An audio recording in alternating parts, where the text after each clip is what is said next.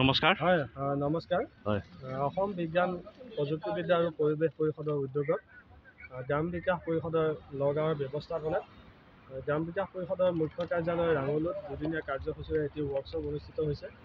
এই কাৰ্যসূচীত ৪৫খন স্কুলৰ নগাঁও জিলাৰ ৪৫খন স্কুলৰ ৯০গৰাকী শিক্ষক শিক্ষয়িত্ৰীয়ে অংশগ্ৰহণ কৰিছে। এই দুদিনীয়া কাৰ্যসূচীত কেঁচুসাৰ, পেলনীয়া গোটা বস্তুৰ পুনৰ ব্যৱহাৰ, বৰষুণৰ পানী সংৰক্ষণ আৰু ইয়াৰ ব্যৱহাৰৰ ওপৰত প্ৰশিক্ষণ দিয়া হয়। এই প্ৰশিক্ষণ দিয়ে আমাৰ নগাঁও জিলাৰ দুগৰাকী সমল ব্যক্তি পিংকু বৰা আৰু বিজয়ানন্দ বৰা ছাৰে। আমাৰ ৯০গৰাকী শিক্ষকক দুদিনীয়া কাৰ্যসূচীৰে প্ৰশিক্ষণ দিয়া হয়। আজি দ্বিতীয় দিনীয়া কাৰ্যসূচীত আমি ফিল্ড ভিজিটত যাওঁ। নগাঁও জিলাৰ পেঞ্চুৱাৰ বালাক বায়'টেকত এই ফিল্ড ভিজিটত যোৱা হয়। তাত যিটো কেঁচুসাৰৰ উদ্যোগ সন্মানীয় সঞ্জীৱ কুমাৰ গোস্বামী ছাৰে গঢ়ি তুলিছে, সেই উদ্যোগত গৈ সন্মানীয় শিক্ষক শিক্ষয়িত্ৰীসকলে নিজে পৰিদৰ্শন কৰে আৰু তাৰ পৰা বহুখিনি তেখেতৰ পৰা অভিজ্ঞতা অৰ্জন কৰে।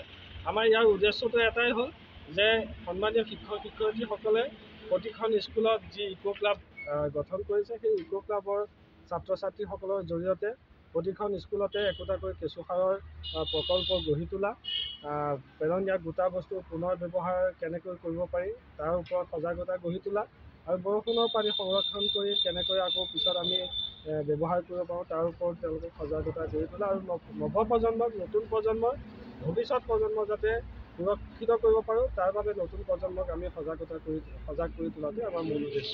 আপোনালোকৰ কিমানখন বিদ্যালয় আজি শিক্ষকসকলে অংশগ্ৰহণ কৰিছিলে? আজিৰ দিনটোত আমাৰ ৪৫খন বিদ্যালয়, নগাঁও জিলাৰ ৪৫খন বিদ্যালয়ে ইয়াতে আমাৰ অংশগ্ৰহণ কৰে। যোৱা বছৰ ৩৫খন বিদ্যালয়ক এই প্ৰশিক্ষণ প্ৰদান কৰা হৈছিলে। এতিয়ালৈকে আমাৰ ৮০খন বিদ্যালয় ১৬০গৰাকী শিক্ষক শিক্ষয়িত্ৰীক প্ৰশিক্ষণ দিয়া হৈছে।